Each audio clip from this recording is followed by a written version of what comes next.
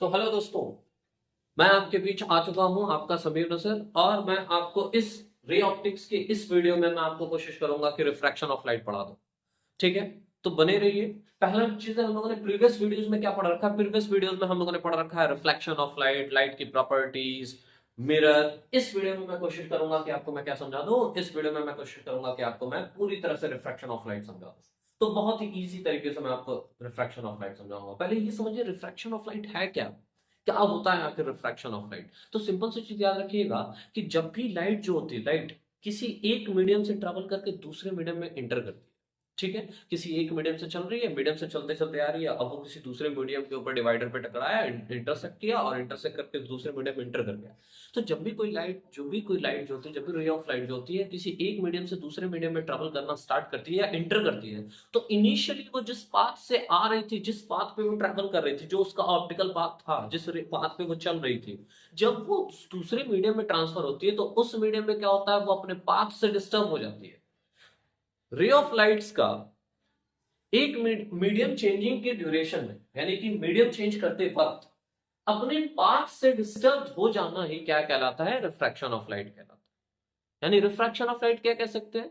Refraction of light कह सकते हैं आप लोग सिंपल वे में कि whenever the beams of light, the ray of light is just changing its medium, it disturbs from its original position or a original path. The disturbance from the original path is what called refraction of light. तो मैंने क्या कहा refraction of light में? पहली चीज कि refraction of light क्या है, हमारा टॉपिक आज का क्या है? Refraction of light.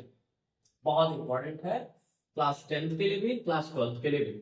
तो मैंने कहा कि जब भी कोई बीम ऑफ लाइट ऐसे ट्रेवल कर रही है कि अपने ट्रैवलिंग में वो कई मीडियम्स को चेंज कर रही है, ठीक है ना, मीडियम्स को चेंज करे, तो जब मीडियम्स को चेंज करेगी तो जिस पाथ पे वो चल रही होगी, जैसे वो मीडियम को चेंज करके दूसरे मीडियम में ट्रेवल करना स्टार्ट करेगा तो उस ओरिजिनल पाथ से वो डिस्टर्ब हो जाएगा। लाइट की इस प्रॉपर्टी को हम लोग क्या कह रहे हैं? रिफ्रैक्शन ऑफ लाइट कह रहे हैं। यानी कि डायरेक्ट लिख सकते हैं whenever the ray of light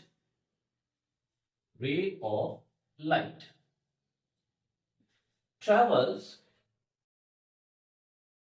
from one medium to another medium. Whenever the ray of light travels from one medium to another medium, किसी दूसरे मीडियम में ट्रांसफर करे, ठीक है ना, then it means what? Light, the ray of light, it disturbs from its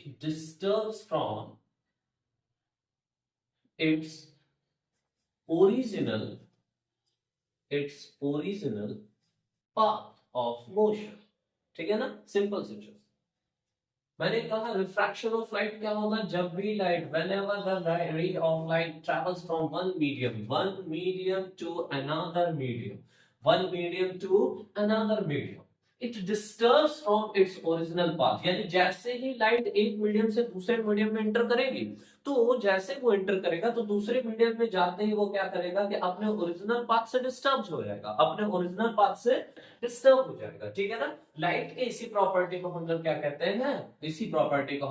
refraction of light. अब ये जो disturbance of light, disturbance from the path हो रहा है, यानी कि पाथ से जो डिस्टर्बेंस हो रहा है रे ऑफ लाइट का, वो मैटर करता है कि नेचर ऑफ मीडियम कैसा है। हम लोगों को मालूम है कि जो मीडियम होता है, वो मीडियम हमारे पास कितने टाइप्स के होते हैं? दो टाइप्स के होते हैं। एक होता है रेयर मीडियम। कौन सा मीडियम?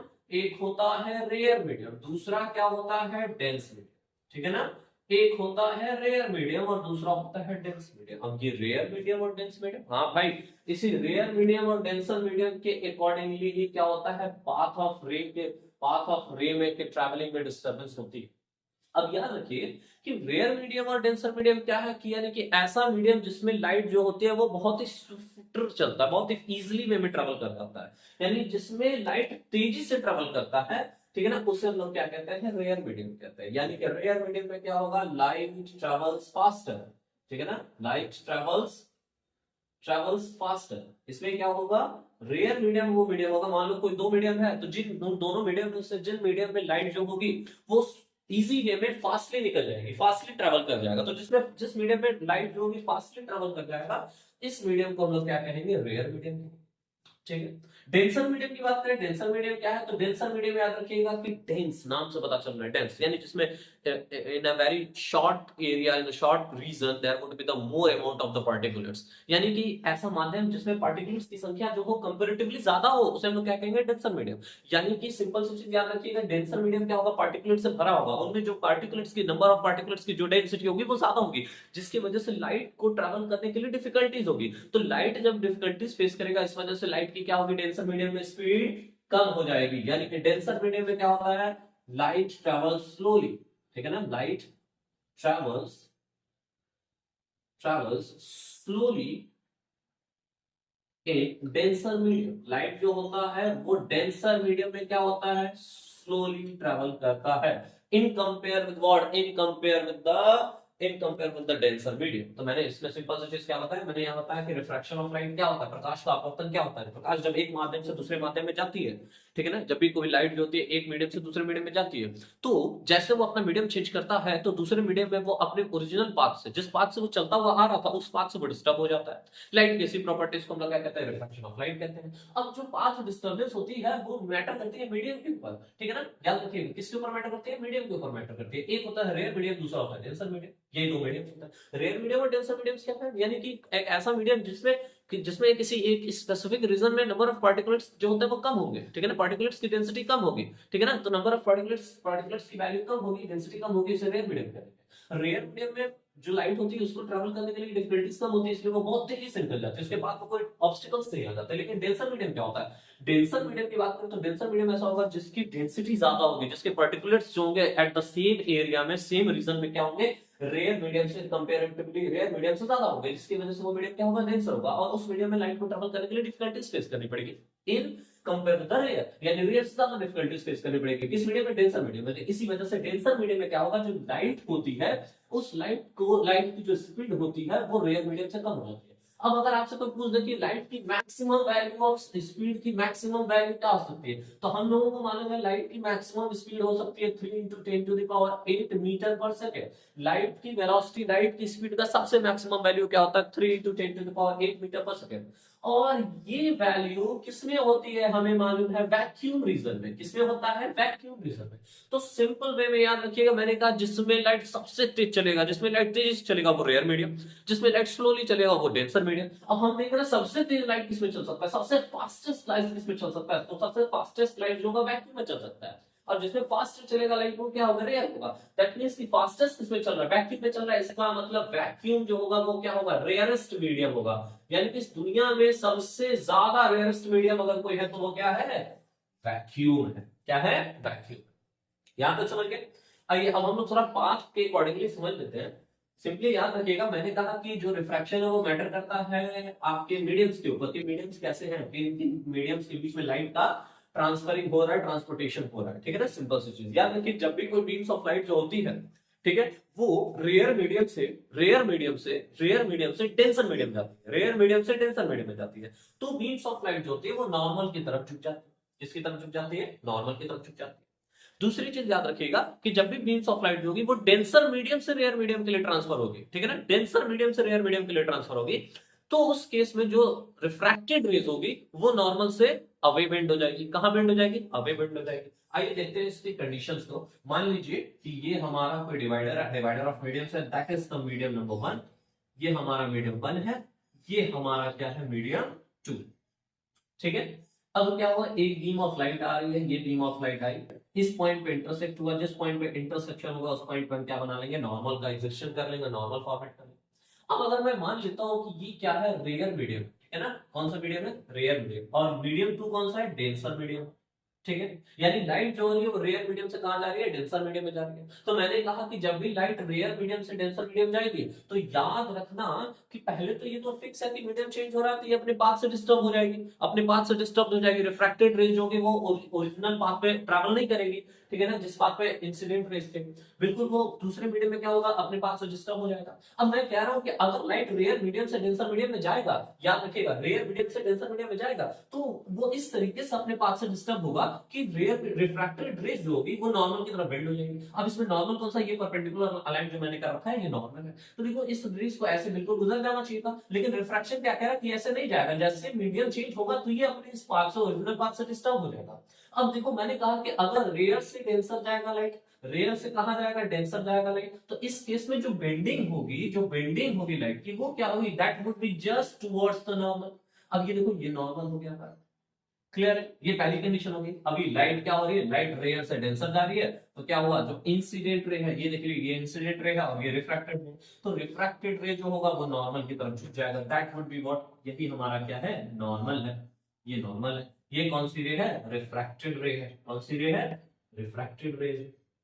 ये कौन सी रे है, ये आ रही है, इंसिडेंट हो रही है, इसलिए ये इंसिडेंट रे है, ठीक है।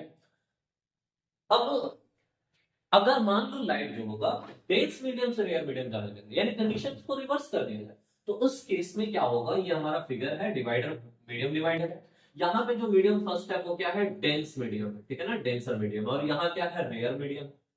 अब लाइट जो होगी वो डेंस मीडियम से रेयर मीडियम में जाएगी, सिंपली याद रखिएगा बच्चा, मैंने कहा कि अगर लाइट जो होगी एक मीडियम से दूसरे मीडियम में जाएगी तो वो अपने पाथ से डिस्टर्ब हो जाएगी, इसी फिनोमेना को क्या कहते हैं हम लोग, रिफ्रैक्शन ऑफ लाइट कहते हैं। अब ये बेंडिंग ऑफ रिफ्रैक्टेड रेज जो होता है वो मैटर करता है terms of nature of mediums के ऊपर, कि लाइट किस मीडियम से किस मीडियम में जा रही है। रेयर मीडियम में मैंने आपको बताया जिस मीडियम में लाइट बहुत तेजी से चल जाती है, बहुत तेजी से फास्टर चलती है, रेयर मीडियम, जिसमें स्लोली स्पीड होती है वो डेंसर मीडियम। इन कंपेयर में एक दूसरे का रिलेटिवली मैं बात कर रहा हूँ। अब हम लोग जानते हैं कि सबसे ज्यादा लाइट की स्पीड क्या होती है, 3 × 10⁸ मीटर पर सेकंड होती है, जो किसमें होती है, वैक्यूम में होती है। इसका मतलब जो वैक्यूम होगा वो रेयरेस्ट मीडियम हो जाएगा, उससे ज्यादा रेयरेस्ट मीडियम और कोई नहीं होगा, ठीक है। अब मैंने अगर ग्राफ बनाया था रिफ्रैक्शन का, तो आप देख रहे हो कि ये लाइट है, ये मीडियम 1 मान लिया मैंने, मीडियम 2 मान लिया, ये लाइट आ रही है, लाइट को ऐसे बिल्कुल गुजर जाना चाहिए, बिल्कुल ऐसे गुजर जाना चाहिए, लेकिन लाइट ऐसे जाए नहीं, लाइट बेंड हो जाएगी, क्योंकि यहाँ पे क्या होगा, रिफ्रैक्शन का प्रोसेस होगा। अब मैंने कहा याद रखना कि अगर लाइट जो भी रेयर मीडियम से डेंसर मीडियम में जाएगी, रेयर मीडियम से कहां जाएगी, डेंसर मीडियम में, तो रेयर मीडियम से जब डेंसर मीडियम में लाइट जाएगी तो इस केस में क्या होगा, जो रिफ्रैक्टेड रेज होंगी उनमें बेंडिंग आएगी, क्योंकि यहाँ पे क्या हो रहा है, मीडियम चेंज हो रहा है, रिफ्रैक्शन हो रहा है, और ये बेंडिंग कुछ इस तरीके से होगी कि जो रिफ्रैक्टेड रेज होगा वो नॉर्मल की तरफ झुक जाएगा।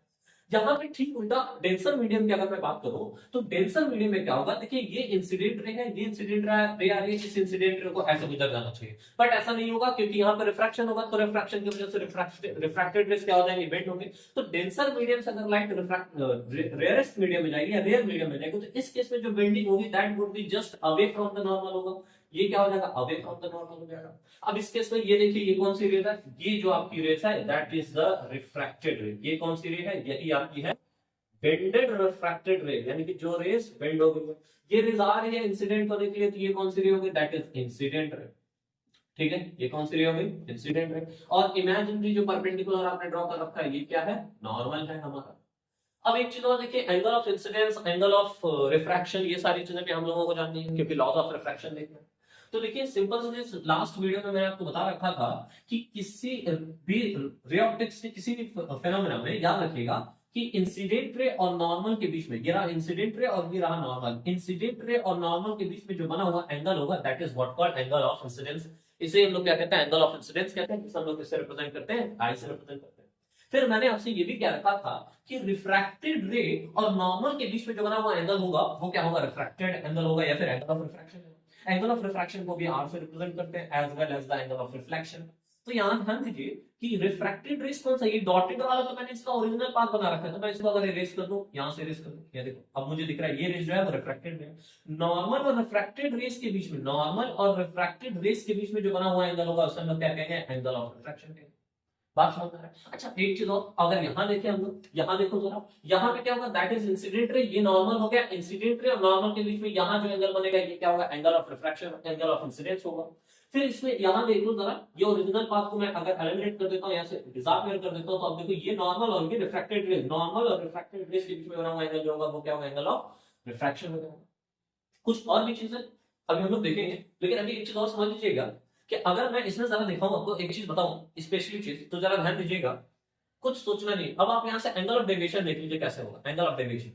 मान लीजिए कि ये जो इंसिडेंट रे है, अगर मैं इसके ओरिजिनल पाथ को ऐसे अलाइन कर देता हूँ, ऐसे अलाइन कर देता हूँ, ठीक है, सिंपल से। और आप देख लो ये वर्टिकल लाइन आ रही है, ये स्ट्रेटली पाथ गुजर जा रही है। तो इस केस में जो ये टोटल एंगल होगा, ये इस टोटल एंगल के इक्वल होगा। क्यों होगा? वर्टिकली अपोजिट एंगल को कंसेप्ट है, यानी कि ये जो एंगल आई है ये इस टोटल एंगल के इक्वल होगा। लेकिन यहाँ पे एंगल आर, ये रिफ्रैक्टेड एंगल कितना दिया हुआ, बस ये वाली वैल्यू आर दिया हुआ, मान लेता हूँ कि, तो इसका मतलब तुमको आपको क्या समझ में आ रहा होगा, आपको ये समझ में आ रहा है कि जो ये रेज है वो कितने एंगल से बेंड हुई। याद रखिए रिफ्रैक्शन प्रोसेस में रेज जितने एंगल से बेंड हो जाती है दैट इज कॉल्ड डेविएशन। क्या कहते हैं सर? इसी को बोलते हैं हम लोग एंगल ऑफ डेविएशन या डेविएशन एंगल। अब देखो मैं मान लेता हूं कि एंगल ऑफ डेविएशन को डेल्टा से रिप्रेजेंट करता है, ऐसे रिप्रेजेंट करते हैं, सिंपल सी चीज याद रखिए। तो इस रेज को रिफ्रैक्टेड इसको ऐसे गुजरना चाहिए था, लेकिन रिफ्रैक्टेड एंगल यहां बन रहा है। तो इसका मतलब जितने एंगल से रेज बेंड हो गई, इसी एंगल को हम लोग क्या कहते हैं? एंगल ऑफ डेविएशन कहते हैं, सिंपल सी चीज। तो इस केस में एंगल ऑफ डेविएशन डेल यहां हो गया। अच्छा मैं क्या कह रहा हूं? मैं कह रहा हूं कि अगर आप देखो ना यहाँ पे कांसेप्ट में वर्टिकली अपोजिट एंगल के कांसेप्ट में देखो, तो एंगल आई जो होगा बच्चा वो किसके इक्वल होगा? ये पूरे के इक्वल होगा, यानी हम लोग क्या लिख सकते हैं? Angle R plus angle del लिख सकते हैं। तो अगर आपको डेल की वैल्यू निकालनी होगी तो डेल की वैल्यू किसके इक्वल होगी? That would be the difference of angle I and angle R, यानी हम लोग ऐसे लिख सकते हैं angle I minus angle R. ये हमारा हो गया formula to find out the angle of deviation in case of the refraction between the mediums. हमने ये समझ लिया। आइए इस केस में देखते हैं। इस केस में देखें, अगर रेज जो होगी वो डेंसर मीडियम से रेयर मीडियम में जा रही है तो क्या होगा? ये ओरिजिनल पाथ को इसको ऐसे गुजर जाना चाहिए था, लेकिन हम देख रहे हैं कि ये इस पाथ से ये नॉर्मल से बेंड अवे हो गई। निकलना कैसे चाहिए था? गुजरना चाहिए था इसको, इस बिल्कुल गुजरना चाहिए था इसको, बिल्कुल गुजरना चाहिए था इसको ऐसे, लेकिन ये गुजर नहीं रहा है। क्यों नहीं गुजर रहा है? कह रहा है मैं नहीं गुजरूंगा क्योंकि वो डेंसर से आ रहा है, ठीक है ना। मैं अमीर हो, तुम गरीब हो, ठीक है, मैं गरीबों के करीब नहीं आऊंगा, इसलिए वो गरीबों से दूर भागेगा। तो दूर भागेगा तो हम लोग जानते हैं यही रिफ्रैक्टेड रे है, और रिफ्रैक्टेड रे और नॉर्मल के बीच का बना हुआ ये टोटल एंगल, यहां से यहां तक का टोटल एंगल क्या होगा? एंगल आर हो जाएगा, रिफ्रैक्टेड एंगल हो जाएगा। अब हमको जानना है कि भाई कितना एंगल इसमें डेविएशन हुआ है, कितने एंगल से ये रिफ्रैक्टेड रे जो वो बेंट हुई है नॉर्मल से। तो ये देखो इसको ऐसे आया तो बिल्कुल ऐसे गुजरता, तो ये आई जो है यहाँ इसके इक्वल हो जाता। लेकिन हम देख रहे हैं कि ये जो रिफ्रैक्टेड रे है वो इतने एंगल से डेविएट हो गई, यानी कि इसको ओरिजिनली यहां से गुजरना चाहिए बट यहां से गुजर रहा है, तो कितना एंगल डेविएट होगा? तो ये जो एंगल होगी, इतने रीजन में जो एंगल बन रहा होगा, यही एंगल हमारा क्या होगा? एंगल ऑफ डेविएशन होगा। अब एक बात बताओ, अगर मैं लिखना चाहूं, अगर मैं इनके बीच में रिलेटिविटी बिल्कुल इस तरीके से निकालना चाहूं, तो मैं कैसे ही निकाल सकता हूं? तो मुझे मालूम है सिंपल से हम लोग क्या ही कर सकते हैं। अगर मैं डेल यहां से निकालना चाहूं तो बताओ आई ग्रेटर होगा आर ग्रेटर होगा? ऑब्वियस सी बात है आर ग्रेटर होगा। तो इस केस में जो डेल होगी ठीक इसकी अपोजिट हो जाएगी। यहां पे जो डेल होगा एंगल ऑफ डेविएशन, ये एंगल ऑफ डेविएशन आप कैसे निकाल सकते हैं? Angle of refraction minus angle of incident कर लेंगे, सिंपल सी चीज, ठीक है, इजी था। ये हमारा हो गया रिफ्रैक्शन ऑफ लाइट। अब एक चीज समझिए, रिफ्रैक्शन ऑफ लाइट में अगर हम लोग कुछ चीजें और देखें, जैसे लॉज ऑफ रिफ्लेक्शन देखा था हमने, तो लॉज ऑफ रिफ्लेक्शन में परावर्तन के नियम में आपने क्या देखा था कि इंसिडेंस एंगल जो है वो रिफ्रैक्टेड एंगल के इक्वल था। दूसरी चीज हम लोगों ने प्रीवियस वीडियो में पढ़ रखा था, तो प्रीवियस वीडियो में मैंने आपको क्या बताया था? प्रीवियस वीडियो में मैंने आपको ये भी बताया था कि इंसिडेंट रे और रिफ्लेक्टेड रे और नॉर्मल तीनों एक ही प्लेन पे एग्जिस्टेबल होते हैं। रिफ्रैक्शन में क्या ऐसा कोई कंडीशन हो रही है या नहीं हो रही, इसको देख लेंगे। तो लॉज ऑफ रिफ्रैक्शन क्या कह रहा है ये भी देखिए, लॉज ऑफ रिफ्रैक्शन। अब मैं लॉज ऑफ रिफ्रैक्शन की बात करें तो पहले ग्राफ बना लेते हैं, कोई भी मीडियम उसे मैटर नहीं करता। ये हमारा इंसिडेंट रे हो गया, ये हमने नॉर्मल बना लिया। अब ये क्या होगा? ये इस तरीके से, गलत बात है, सीधा बना दिया मैंने। ये क्या होगा? इस तरीके से रिफ्रैक्ट हो गया। मैं कह रहा हूं इंसिडेंट रे और नॉर्मल के बीच ये कौन सा रे है? दैट इज इंसिडेंट रे, ये हमारा इंसिडेंट रे है। अब इंसिडेंट रे और नॉर्मल के बीच में बना हुआ एंगल हमारा क्या होगा? Angle of incidence. ये हमारा क्या है? नॉर्मल है, ठीक है। ये हमारा क्या है? रिफ्रैक्टेड रे है। रिफ्रैक्टेड रे और नॉर्मल के बीच में बना हुआ एंगल क्या होता है? एंगल ऑफ रिफ्रैक्शन होता है। ये हो गया हमारा एंगल आर। बेटा देखो इसमें लास्टली आपने कंडीशन देखा कि आई जो है कभी आर के इक्वल नहीं हो रही। इसका मतलब रिफ्लेक्शन एंगल की तरह, लॉज ऑफ रिफ्लेक्शन की तरह इसमें कोई एंगल आई और आर आपस में इक्वल नहीं होगा। लेकिन इसमें भी दो लॉज है। पहला लॉज क्या है? पहला लॉज समझना, आप इसमें देख रहे हो इंसिडेंट रे, नॉर्मल और रिफ्रैक्टेड रे, ये तीनों देख रहे हो एक ही प्लेन पे एग्जिस्ट कर रहे हैं, एक ही प्लेन पे एग्जिस्ट कर रहे हैं। एमएस एक ही प्लेन पे एग्जिस्ट कर रहे हैं। बात समझ आ रहा है? अब देखो ये प्लेन है ना, ये प्लेन, इसी प्लेन पे रिफ्रैक्टेड रे, ये रिफ्रैक्टेड रे, इंसिडेंट रे, नॉर्मल तीनों एक ही प्लेन पे एग्जिस्ट कर रहे हैं, ठीक है, बात समझ में आ रहा है? मान लो इस तरीके से प्लेन हमने बना लिया, ठीक है ना, तो इसी प्लेन पे रिफ्रैक्ट इंसिडेंट रे भी इसी पे एग्जिस्टेबल है, ठीक है ना, और इसके बाद यहां से अगर रिफ्रैक्ट होकर के नीचे से निकल रहा है या फिर साइड से ऊपर से निकल रहा है, देखो ये रेज आएगी, अब ये जो होगा ये कौन सा हो जाएगा, ये हमारा नॉर्मल हो जाएगा, और फिर यहां से तीसरा वाला जो है रिफ्रैक्टेड रे, देख रहे हो तीनों एक ही प्लेन पे एग्जिस्टेबल है, अगर मैंने पाम से रिप्रेजेंट कर दिया। अगर मैं इसमें लॉज ऑफ बताऊं तो तुम देख लो तीनों है, तो तीनों एक ही प्लेन में, तो डायरेक्ट आप लिख लोगे फर्स्ट लॉ ऑफ रिफ्रैक्शन में क्या, इंसिडेंट रे, क्या चीज, इंसिडेंट रे, रिफ्रैक्टेड रे, यहां रिफ्लेक्टेड नहीं लिखेंगे, क्या लिखेंगे, रिफ्रैक्टेड रे, and normal, all three lie on a same plane, all three lie on the same plane, सारे के सारे एक ही प्लेन में एग्जिस्ट होंगे, ठीक है, पैरेलल, जो कि रिफ्लेक्शन से सेम था। पॉइंट में सेकंड क्या कहता है, लॉ ऑफ रिफ्लेक्शन में सेकंड चीज क्या कहता है, सेकंड चीज ये कहता है कि किसी भी इस एक स्पेसिफिक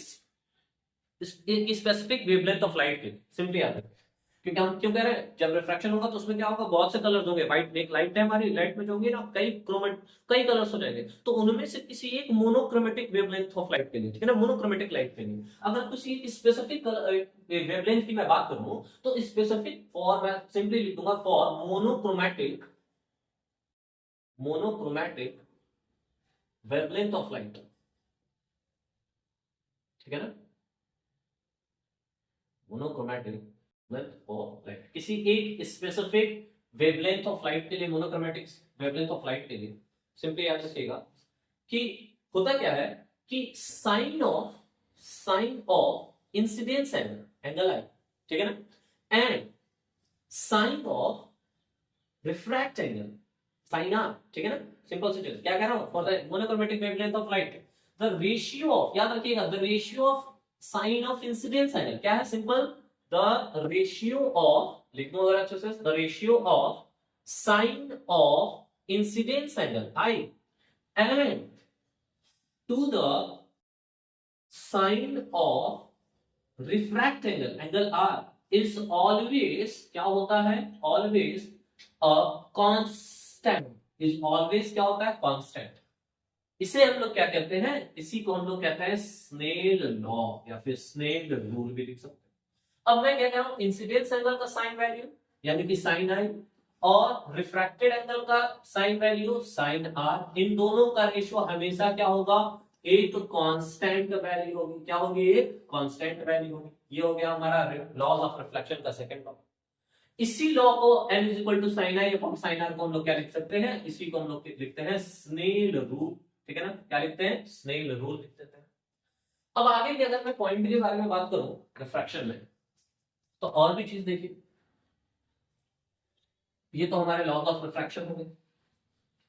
अब लॉज ऑफ रिफ्रैक्शन में अगर और भी पॉइंट हमारे जो हम ऐड अप करें तो क्या ही आ सकते हैं, देखिएगा,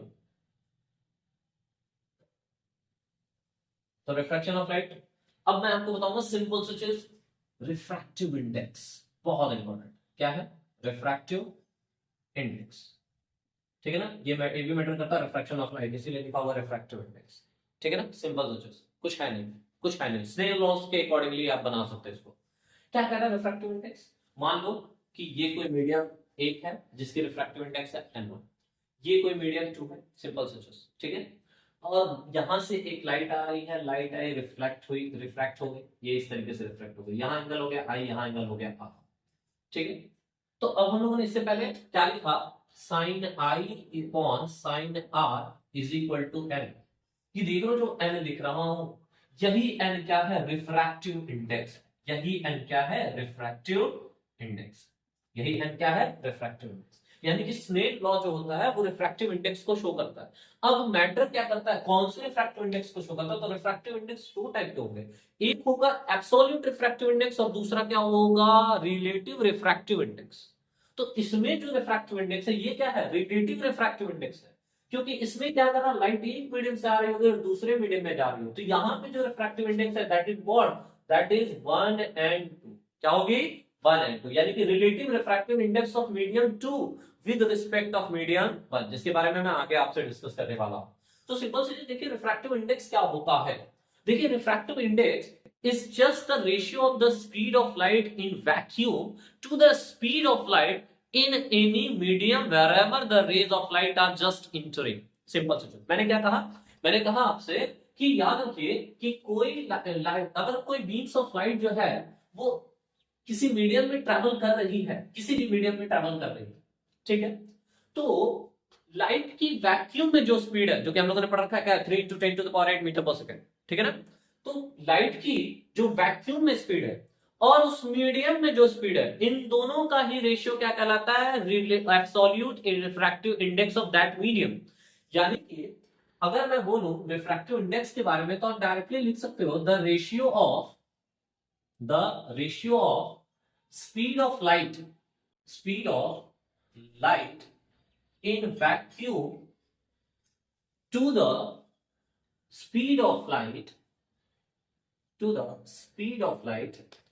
in any medium is called absolute refractive index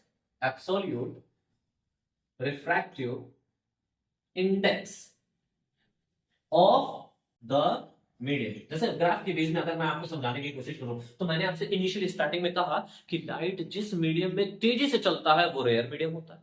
अब जिसमें सबसे तेज चल रहा होगा वो कौन सा मीडियम होगा, वो वैक्यूम होगा। और वैक्यूम में सबसे तेज जो स्पीड होगी वो क्या होगी, 3 × 10⁸ मीटर पर सेकंड होगी। तो सिंपली याद रखिए, अगर मैं मान ले ग्राफ बना दूं इस चीज के केस में, इस केस में, तो मैं पहला कंडीशन अगर मान लेता हूं कि पहली मीडियम जो है वो क्या है, वैक्यूम। पहला मीडियम क्या है, वैक्यूम है, लाइट यहां से। अब आपको मैं कह रहा हूं कि वैक्यूम क्या होगा, इसमें सबसे तेज लाइट चल रहा होगा, सबसे ज्यादा तेज स्पीड लाइट किसमें होगी, वैक्यूम में होगी। तो वैक्यूम क्या होगा, रेयरेस्ट मीडियम होगा। तो इसको मैं किसी भी और मीडियम के साथ कंपेयर कर दूं तो लाइट की कंडीशन, रिफ्रैक्शन की कंडीशन क्या होगी, फ्रॉम रेयर टू डेंसर ही होगी। तो इस केस में अगर जो रिफ्रैक्टेड रेज होगी वो हमेशा क्या होगी, that would be just bend towards the normal. क्या होगा, नॉर्मल की तरफ टुवर्ड्स हो जाएगा। अब यहां पे मैंने मान लिया एंगल आई और यहां मान लिया मैंने, ये वैक्यूम है, माना हमने कि वैक्यूम में जो स्पीड ऑफ लाइट है वो क्या है, c है। और जिस मीडियम में लाइट ट्रेवल कर रही है उस मीडियम में स्पीड ऑफ लाइट क्या है, m है। तो इस केस में मैंने डेफिनेशन क्या बताया कि किसी भी मीडियम का अगर रिफ्रैक्टिव इंडेक्स हम लोग फाइंड करते हैं और उस मीडियम की रिफ्रैक्टिव इंडेक्स एयर या फिर वैक्यूम के रिस्पेक्ट में अगर आप फाइंड कर दे रहे हो तो वो उसका क्या कहलाता है, एब्सोल्यूट रिफ्रैक्टिव इंडेक्स कहलाता है, जिसकी मैंने पूरी तरह से डेफिनेशन लिख रखा है। यानी कि रिफ्रैक्टिव इंडेक्स इनिशियली आप डायरेक्टली आप कह सकते हो कि किसी दो मीडियम्स के बीच के स्पीड ऑफ लाइट का रेशियो ही क्या कहलाता है, रिफ्रैक्टिव इंडेक्स कहलाता है। अब अगर हम उसको एब्सोल्यूट से वैक्यूम से कनेक्ट कर देंगे तो एब्सोल्यूट हो जाएगा, एयर से कनेक्ट कर देंगे तो एब्सोल्यूट हो जाएगा, और वैक्यूम के अलावा किसी और मीडियम्स को अगर कंसीडर कर लेंगे, यानी कि लाइट किसी एक ऐसे मीडियम से आ रही होगी जो नॉन वैक्यूम होगी, नॉन वैक्यूम यानी वैक्यूम को छोड़ करके अगर किसी और मीडियम को यहां मैं लिख दूं कि लाइट वाटर से ग्लास में जा रही है, लाइट ग्लास से वाटर में जा रही है, इस कंडीशन में जो रिफ्रैक्टिव इंडेक्स होगी दोनों मीडियम्स के बीच में, वो आपस के क्या होगी, रिलेटिव रिफ्रैक्टिव इंडेक्स होगी। ठीक है, अब यहां मैं लिखना चाहूं तो मैंने लिखा है कि the ratio of the speed of light in a vacuum to the speed of light in any medium is called the absolute refractive index of that medium. तो अगर इस मीडियम का मैं रिफ्रैक्टिव इंडेक्स लिखना चाहूं तो that would be n is equal to क्या होगा, speed of light in vacuum is c upon speed of light in that medium is m, यानी कि हम लोग सिंपल लिख सकते हैं n is equal to c by m। अब जरा एक चीज देखो, ये इस पर जो लिखा हुआ है ये क्या स्पीड ऑफ लाइट है, तो ये भी होगा मीटर पर सेकंड में, ये m जो है ये भी स्पीड ऑफ लाइट है इन मीडियम में, तो ये भी होगा मीटर पर सेकंड में। दोनों चीजें एक दूसरे से कैंसिल आउट हो गए, तो तुमको समझ में आ गया कि जो रिफ्रैक्टिव इंडेक्स है ये क्या है, ये एक डायमेंशनलेस, क्या डायमेंशनलेस और यूनिटलेस क्वांटिटी है। क्या है, डायमेंशनलेस यूनिटलेस क्वांटिटी, सिंपल सी चीज, ठीक है ना। अब इसमें एक और चीज मैं अगर आपको कंसीडर करने की कोशिश करूं, जरा मैं कुछ और चीज बताना चाहता हूं। तो अगर मान लो कि स्पीड ऑफ लाइट को मैं यहाँ पे m से ना लिख करके v से लिखता हूं, m से ना लिख करके v से, यहाँ v से, ठीक है। तो ये हो गया हमारा relative absolute refractive index of that medium, ठीक है, जिसमें लाइट जा रही है।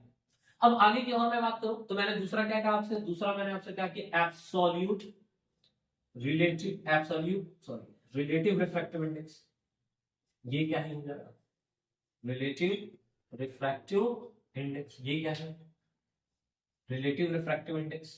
इसमें मैं कह रहा हूं सिंपल सी चीज याद रखिए, अगर लाइट जो है एक मीडियम से आ रही है और मीडियम 1 से आ रही है और दूसरे मीडियम में चली गई n2 में चली गई, और ये मीडियम 1 और मीडियम 2 में कोई भी मीडियम वैक्यूम ना हो या फिर एयर ना हो, ठीक है, तो इस केस में जो रिलेटिव जो रिफ्रैक्टिव इंडेक्स होगा मीडियम्स का वही क्या कहलाएगा, relative refractive index of medium कहलाएगा। अब इसमें याद रखिएगा, मान लिया मैंने ये मीडियम 1 है, इस मीडियम 1 में इसकी वेलोसिटी, लाइट की वेलोसिटी v1 है, ठीक है, स्पीड v1, और इसमें जो लाइट ने जो डिस्टेंस कवर कर रखा होगा, जो वेवलेंथ है, मैंने मान लिया वो लैम्डा 1।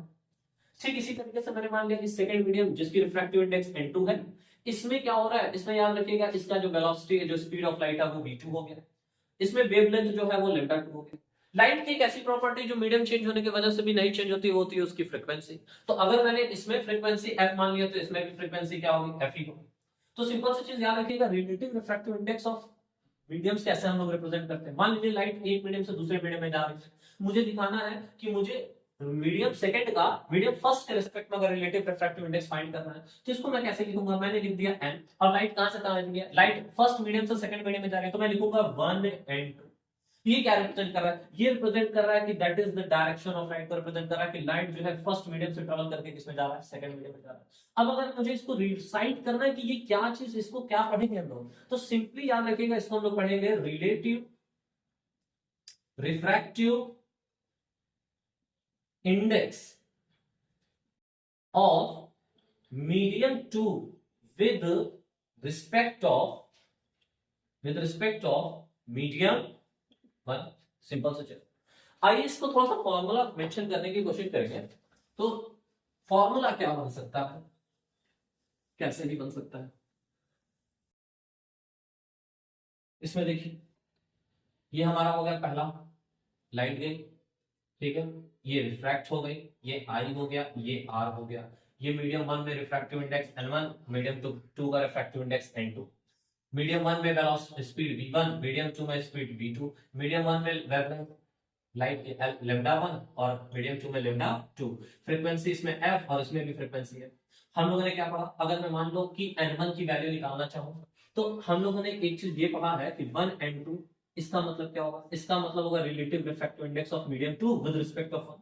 तो इसको कैसे रिप्रेजेंट करोगे, इसका वैल्यू होता है n2 अपॉन n1, इसका मतलब क्या होता है n2 अपॉन n1। अब हम लोग एक चीज और बताओ, अगर मैं n2 क्या है, n2 is the absolute refractive index, ये क्या है, absolute refractive index of medium 2, and n1 क्या है, absolute refractive index of medium 1। हम लोग एब्सोल्यूट रिफ्रैक्टिव इंडेक्स कैसे निकालेंगे, n2 की वैल्यू क्या होगी, speed of light in vacuum upon speed of light in that medium. तो ये n2 मीडियम है, सेकंड मीडियम है, तो इसमें स्पीड क्या मिलेगी, इसी तरीके से n1 क्या होगा, n1 इज इक्वल टू होगा c अपॉन v1, ये हमारा हो जाएगा। अगर मैं इन वैल्यूज को इसमें प्लेस कर दूं, तो यहां से होगा 1 n2 is equal to n2 की जगह मैं क्या लिख सकता हूं, c बाय v2 अपॉन क्या लिख सकता हूं, c बाय v1। अब देखो c से c कैंसिल आउट हो जाएगा, तो मुझे पहला फार्मूला मिलेगा 1 n2 is equal to v1 upon v2, पहली चीज। फिर एक बात और समझो इसमें, अगर हम लोग इसको वेवलेंथ के फॉर्मेट में चेंज करना चाहें, तो हम लोग जानते हैं स्पीड इज इक्वल टू होता है फ्रीक्वेंसी इनटू वेवलेंथ, ठीक है ना, सिंपल से चीज। तो यहां से अगर मैं थोड़ा सा और चेंजेस करना चाहूँ, तो मैं क्या लिख सकता हूँ, इसको लिख सकता हूँ f into lambda 1 upon f into lambda 2, यानी कि फ्रीक्वेंसी से फ्रीक्वेंसी एलिमिनेट होकर के मुझे फाइनली अगला फॉर्मूला क्या देगा, lambda 1 upon lambda 2। That means हम लोग रिफ्रैक्टिव इंडेक्स के कई फॉर्मूले लिख लिए। 1 n2 can be written as what, 1 n2 can be written as simply n2 upon n1, पहला फॉर्मूला, is equal to lambda 1 upon lambda 2 is equal to v1 upon v2 is equal to Snell's को कैसे बोलोगे, sin i upon sin r। ये इतने ज्यादा refractive index के आपको, रिलेटिव रिफ्रैक्टिव इंडेक्स के फॉर्मूले आपको मिले, ठीक है। आइए इसमें न्यूमेरिकल्स करते हैं।